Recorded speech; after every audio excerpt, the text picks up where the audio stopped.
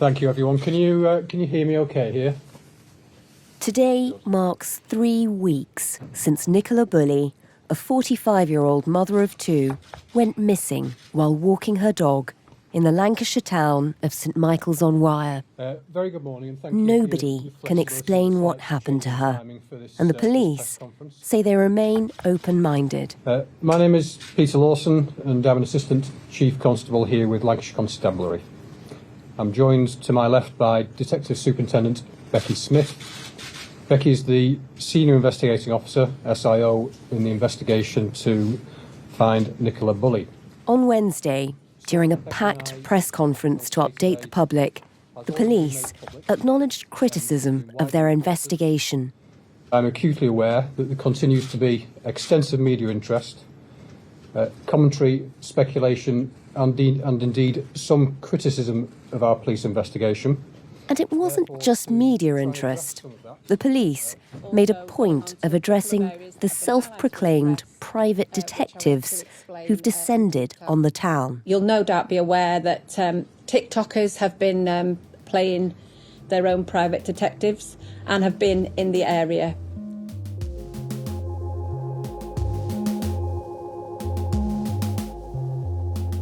There was a boy that went missing on the same stretch of river.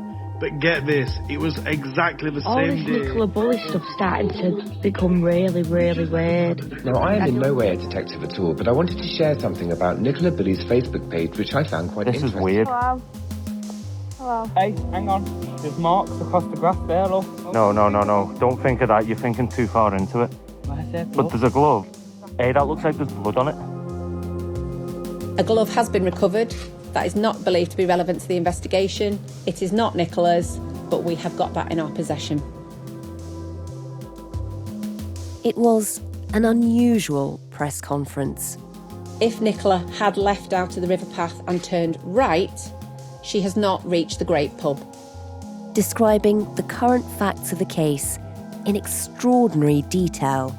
And we can say that because we have CCTV covering both sides of that pavement. So moving on to Nicola's phone. Trying to address every rumour or suspicion or crackpot theory that had been aired on social media. I myself don't find it suspicious that fishermen would be in the area of a river that morning or carrying fishing rods. But for nearly 30 minutes, the police went over every twist of the investigation so far.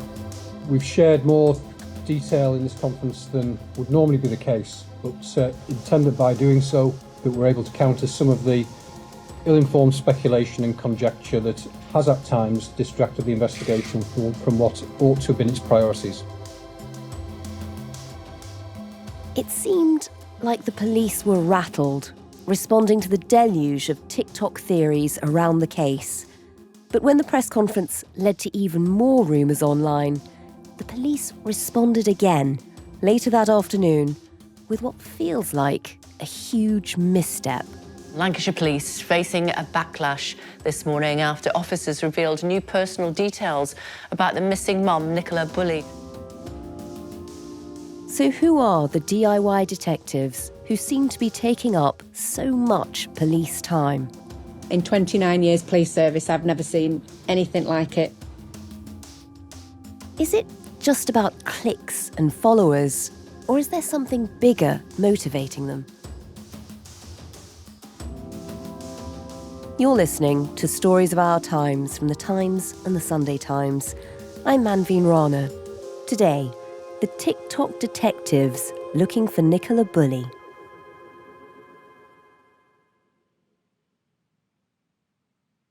I'm Daryl Morris. I'm a presenter on Times Radio, and I host Saturday and Sunday nights from 10 till 1. Darryl, can you just take us back to the morning of January the 27th? So, a fairly normal morning in the life of Nicola Bulley and her family. Nicola, who is a mother of 2, packed her kids up in the car and her Springer Spaniel, Willow, dropped the kids off at school, as usual, and then drove from her home village in Inskip to the nearby village of St Michael's-on-Wyre, where she took a walk with Willow through some sort of woodland come field come river area. It's sort of a nature area behind some houses off a main road. And there's a few important details, I think, that she had sent an email at about 10 to 9, about 8:53, to her employer. At 8:57, she sent a text to one of her friends. They were arranging a play date. And then at just gone 9 o'clock, she joined a Microsoft Teams call with her work. She kept her camera and her microphone off. That wasn't unusual. But then that was the last that people knew of what Nicola Bulley had done that morning. She was last seen at about 9:10 on the upper field, walking Willow, the dog, off the lead. And then at 9:20, just 10 minutes later, her phone was found at the bench in the lower field. About 9:30, the call was disconnected by the Microsoft Teams host, and a passerby discovered her mobile phone that was still connected to that call, that ended call.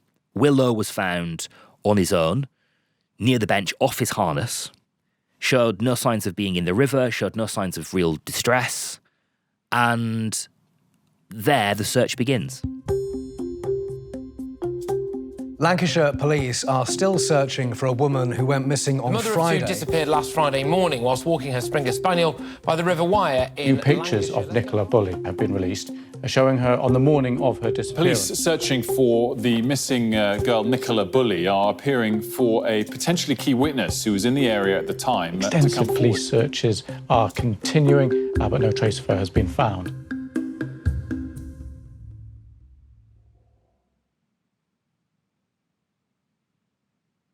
When she's spotted as missing, when her phone is found, obviously the police are brought in. What have they been doing since then? I mean, that was 3 weeks ago.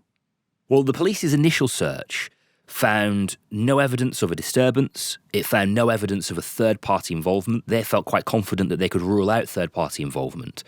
The police searched the fields around, and they did what they would describe as a relatively comprehensive search of the fields, to try to find some things, some stuff, if there was anything that Nicola had left behind, or if there was any evidence of a struggle, perhaps, or indeed evidence of Nicola. There are various different exits from that site that she was on that are covered by CCTV. There are 2 or 3 that aren't, but they've been covered off, they believe, by dashcam footage that they've been able to piece together. So their working hypothesis became that Nicola simply has to have fallen into the river. The police have used their search teams and divers, and then a few days after, a private search team, led by a man called Peter Faulding, entered the scene as well. They offered their services to Lancashire police for free, and they began searching around the initial area that the police believe Nicola may have fallen in, and a little bit further up and down the riverbank as well. And he said that after a day, he would be able to conclude whether or not she'd fallen into the river in the initial part that the police think she might have. And he feels fairly confident that she didn't. His search showed nothing. Wow. His search brought no results. His sonar equipment and the time that he'd spent in the river was unable to find Nicola. And this particular river is tidal, so the idea that she will have been swept out to sea without returning back, the way that a tidal river works, the water comes out and then comes back and then goes out and comes back. So the idea that she will have moved a drastic enough distance to take her out to coast and to be unfindable, Peter wasn't particularly convinced about. But as we know, this week police shared some personal details about Nicola and what was happening in her life. We won't go into those. But Peter feels that had the police made him aware of those at the time, that could have changed the way that he approached his work.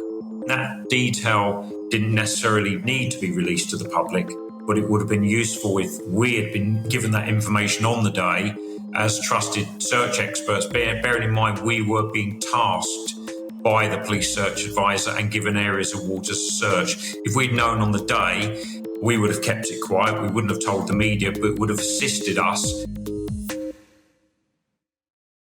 Look, I think this is really complicated as well, because the police have been under a huge amount of pressure with this case from the very start, really. Especially since the police released their working hypothesis of the fact that they believed that Nicola was in the river. Because that was challenged. That was challenged by the family, by friends, by onlookers, by people across the country and, ordinary people. And even Peter himself questioned that hypothesis. The police have felt under a huge amount of pressure about which details they do and don't release that they have at their disposal. And I think what we're probably seeing here is a bit of an overcorrection on that. And I think that's probably a result of the fact that everybody's got a theory on this, whether you share them online or not. Tell us a bit about that, because this case has been unusual in many ways, the extraordinary mystery of what happened to Nicola on that morning, but also in the response to it. I think there's a few elements to that, isn't there? It's a genuine mystery. People want answers to what's happened. There's also a subplot to this story, and this story becoming the scene of a recently growing trend of TikTok sleuths and amateur online detectives, people who dig around mysteries, murders, disappearances, crimes, and dig around online and share videos with their own findings and their own theories. It's become kind of an industry. Just tell us a bit about that world, because this is something that you've been looking into for a while. Yeah, I've been following the story of this boom in TikTok detectives for a couple of months now. Some of them sleuthing and commenting on cases from afar.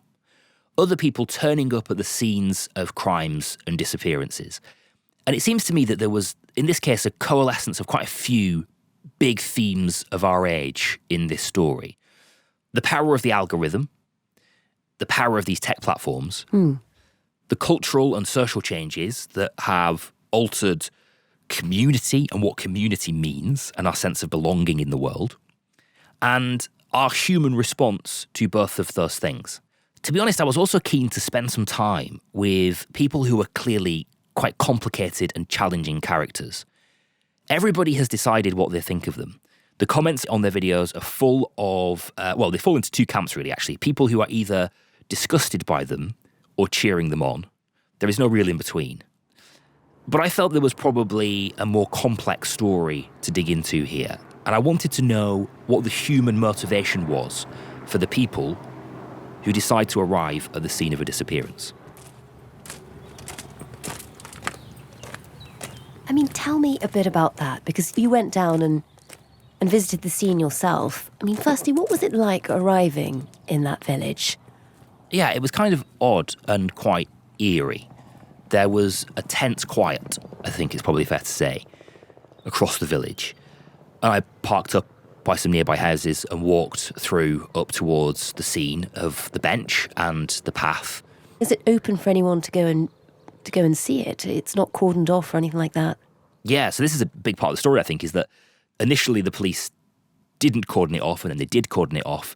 And now, because this isn't technically a criminal investigation, because the police haven't found any reason to suspect a third party or criminal activity, I think there are probably various technicalities that I'm not across here, but as far as I'm aware, I'm not sure that they can just keep this place closed off. And so, yeah, it is open. It's open to the public. Anybody can go, sit on the bench, look around the scene of her disappearance, and you could go right up to the riverbank, you could go right up to the side of the river, and you could watch as the divers searched in the river for Nicola. So it's an open scene.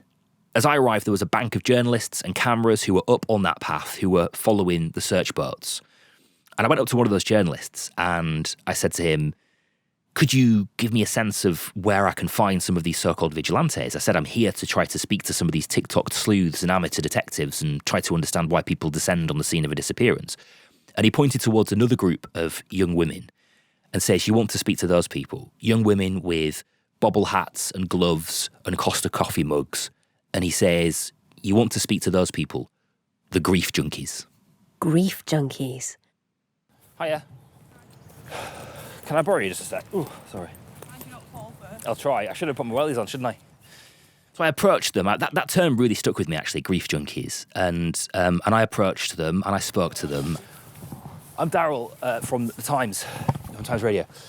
Are you from around here? We're from Preston. From Preston, nearby. Yeah. And I asked them why they were here. What's brought you here? Just to have a look, really. Just have a walk round. Don't know. It's so close to home, innit? Obviously, I've got kids myself, so it's like, just want to do our bit, so I'll come and have a look. I was speaking to somebody earlier on who said that, who referred to people coming down as grief junkies. people who are getting a kick out of being here. What would you say to that? What a nonsense. We're there.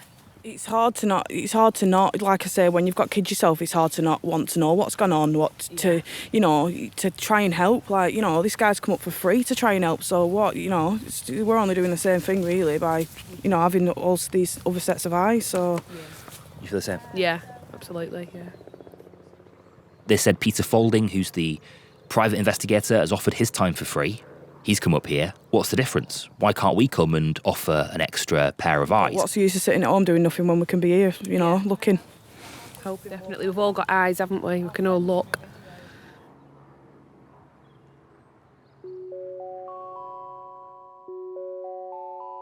One of them, pointing up to the bank of journalists and cameras who were following the search boat, said, "Are all those people grief junkies too?" It's only the same, isn't it, really? That's a very good question, isn't it? It's only the same. Just because we're public, I mean, she is right, isn't she, in a sense? My piece that I was working on will be listened to by editors and lawyers. There is also a clear public interest element here, isn't there? In this story being documented by journalists who are trained, who are regulated by print and broadcast regulators, and having the police held to account. So I think in that respect, it's clearly not the same.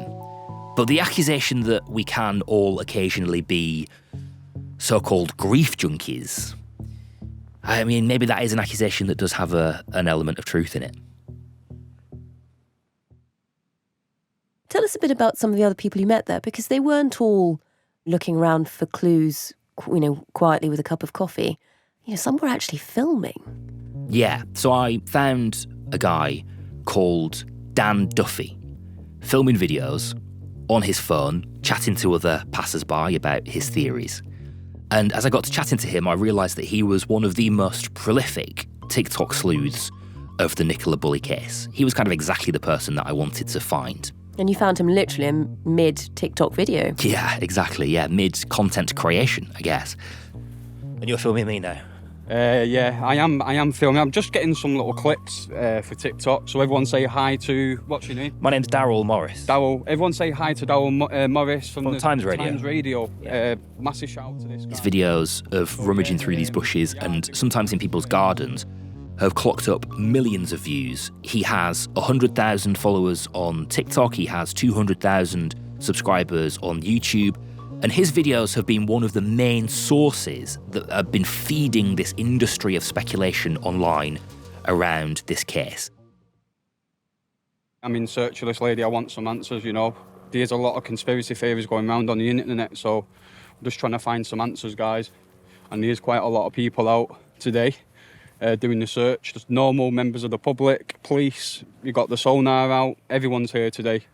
And so what will you do with that? I'll upload it so everyone can see, so it's like behind the scenes stuff. You do get criticism of some people saying, "Oh, why are you uploading it?" It's like, well, why is the news presenters here? Why is there people like yourself here? I'm just doing what you're doing. We're all the same. His actions have been condemned by the police, they've been condemned by Nicola's family, and they've been condemned, not necessarily him specifically, but his action, the type of people that are doing what he is doing, have been condemned for harassing the villagers as well. Some people might say, Danny, that you're enjoying this a bit too much.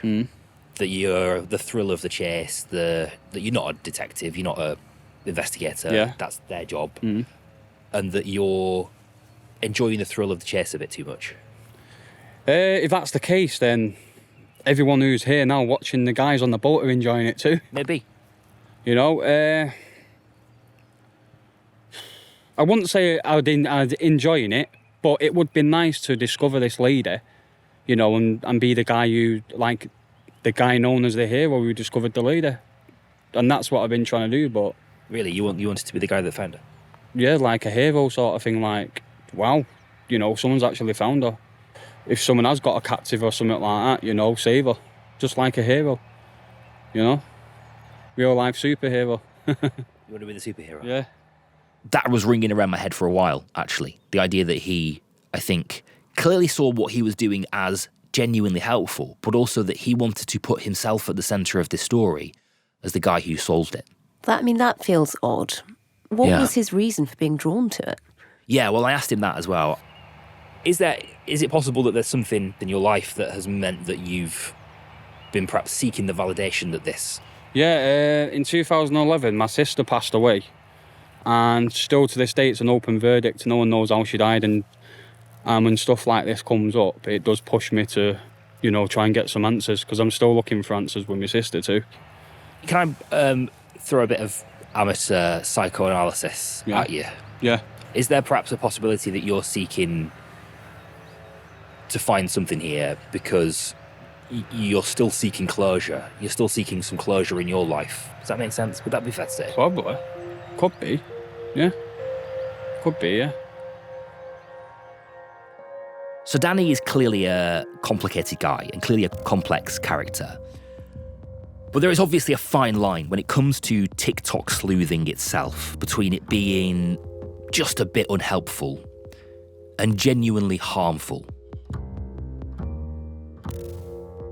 And the day after we met, Danny found that line.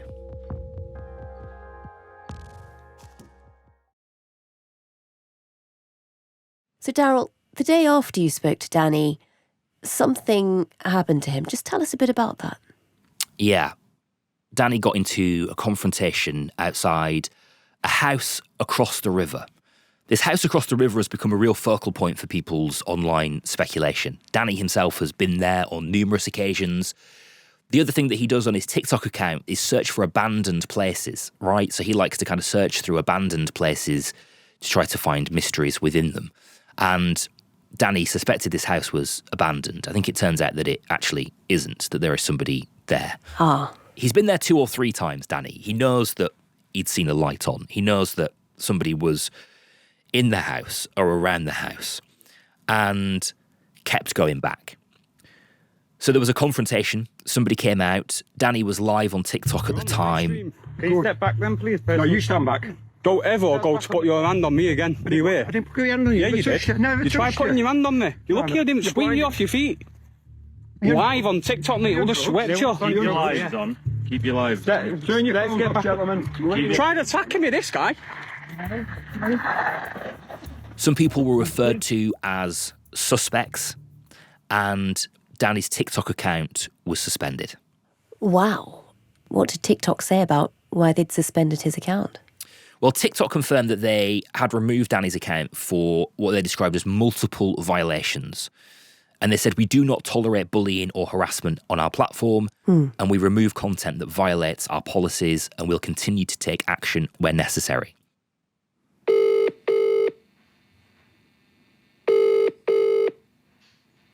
I spoke to Danny about this. I called him later in the week. Hello? Hey, is that Danny?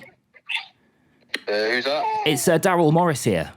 Oh, yeah, you alright, pal? Yeah, I'm good, mate. How are you? I'm alright, just got up, just chilling with my daughter. I just wanted to pick up on some stuff, if that's all right. Yeah? He said that it was all a misunderstanding, that he wasn't the one who'd called him a suspect, that he was just having a bit of fun. It wasn't me what was saying the things, it was the other people. When I've posted the video, obviously, people have been saying this guy's a suspect and that, and I thought, you know what, I'll just have a bit of a laugh. But that obviously isn't going to be a laugh to that person if they end up having their life ruined because they get suspected of something that they didn't do. That guy, the way he approached us though was like bang out of order. You know what I mean? Like, do you think though that you did perhaps a little bit step over the mark? No. What I've been doing is, is helping, but I think like some of the newspapers and that are like making it look really, really bad. Do you think you're going to carry on with this? No.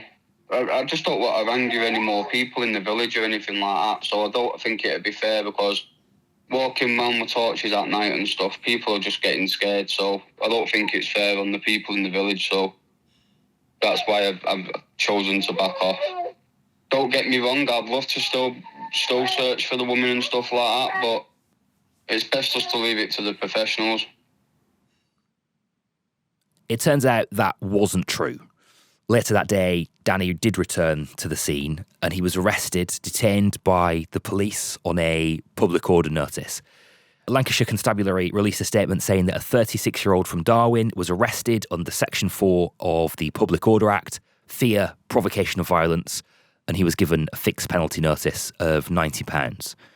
And of course, Danny filmed it all, even that was content, and posted it to his YouTube page. And Darryl, since then, what's happened to the other online sleuths? Are they still going?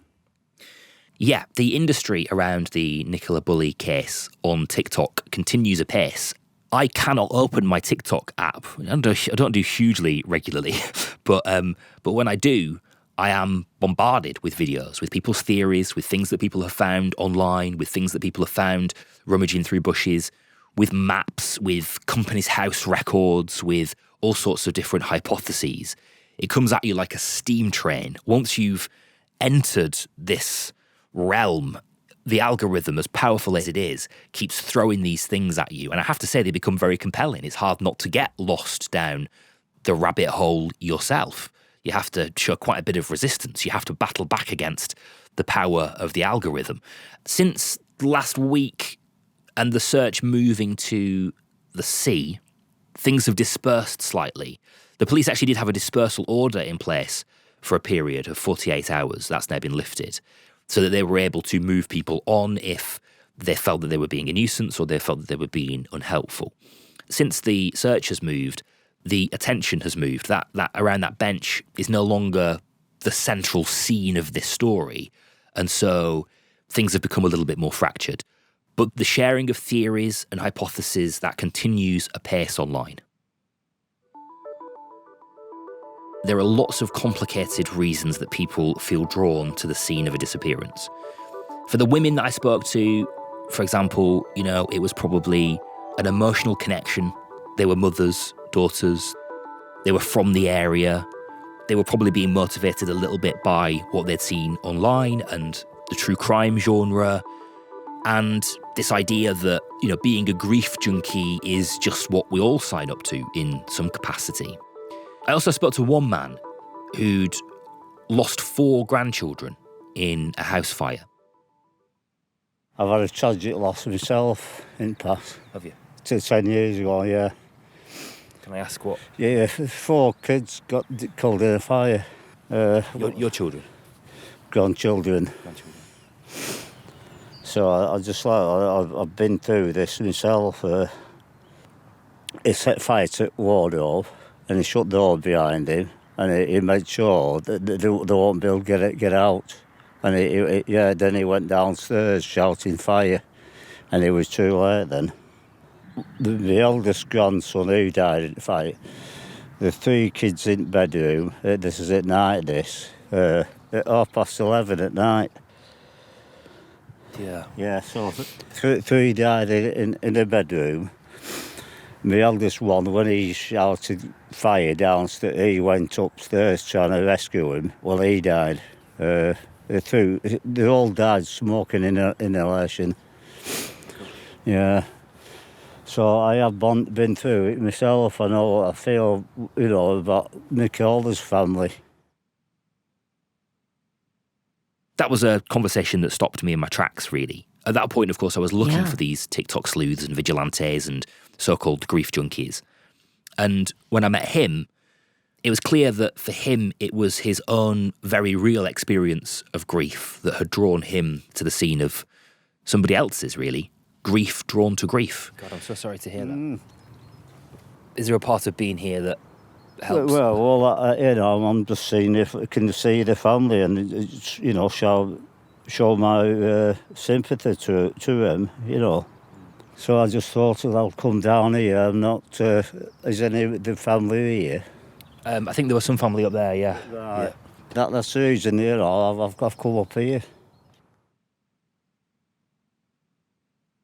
So it's not that they're grief junkies and that, they want to go and wallow in somebody else's grief. It's almost as if they're still looking for a resolution to their own. Yeah. And I think to a degree, that takes us to Danny as well, who is clearly much more complicated than that case. That was clearly a man who had suffered his own grief, who felt compelled to come to the scene of somebody else's because he wanted to offer some solidarity and support. Danny is much more complicated, but it's clear that he was looking for some closure in his own life, as well as, I think, a sense of purpose and belonging. And it's probably true to say that he was enjoying the thrill of the chase. His videos were getting millions of views, hundreds of thousands of likes, tens of thousands of comments across them. That will be causing an irresistible dopamine response. That'll tug on all the right parts of his brain. That will drive him to continue, even if his better judgment tells him to stop. And it kind of makes you think, what chance do we have in a bout like that between human and machine? I want to be a part of something. That's probably a little bit of me, or why I'm here, because I want to be a part of something, you know. I want to be a bit recognised, if I'm being honest, yeah. Be nice to be, like, recognised maybe as doing something good, yeah, trying to bring some closure to someone or try and uncover something. Do you feel like you're not part of something now? Feel like I'm a number, you know, like a sheep, a lost sheep, something like that, yeah.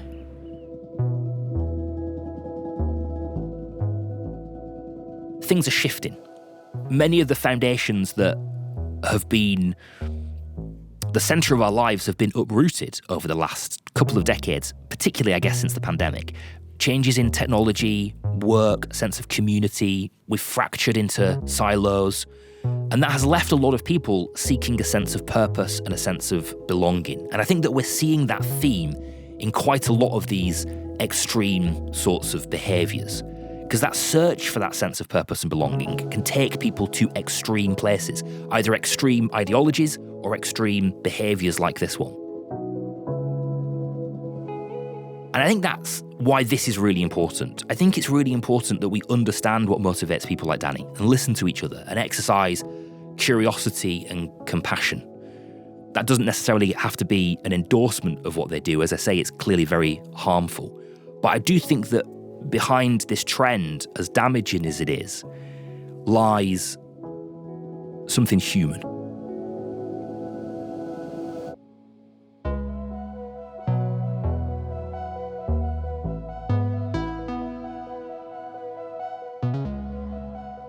You've been listening to Stories of Our Times, a podcast brought to you thanks to the subscribers of The Times and The Sunday Times, with me, Manveen Rana, and my guest, Times radio presenter Daryl Morris.